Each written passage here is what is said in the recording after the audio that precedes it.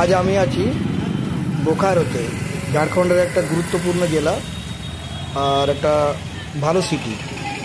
তো বোকার থেকে আসবার সময় আমি আসছি, এখন যাবার চন্দনকিয়ারি। তো এখন যোধাডি মোড়ে আছি।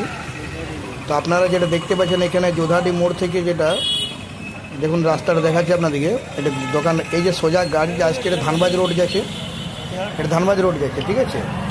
এটা ধানবাদ রোড থেকে আসছে, ধানবাদ দিক থেকে আসছে।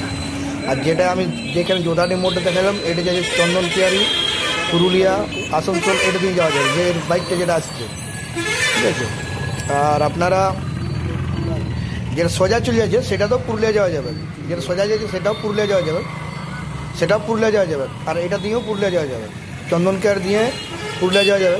যোধাডি মোড় থেকে যেটা দেখালাম দোকানটার একটা স্টিকার, দোকানটা লেখা আছে, স্টিকার না, দোকানটা লেখা আছে একটা ব্যানারে।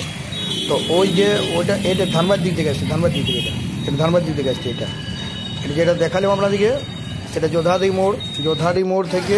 আর দেখুন চন্দনকিয়ারি, ধানবাদ, পুরুলিয়া, ধানবাদ এদিকে দেখালাম, পুরুলিয়াটা এদিকে যাওয়া যায় 50 কিলোমিটার, 20 কিলোমিটার আছে চন্দনকিয়ারি যোধাডি মোড় থেকে।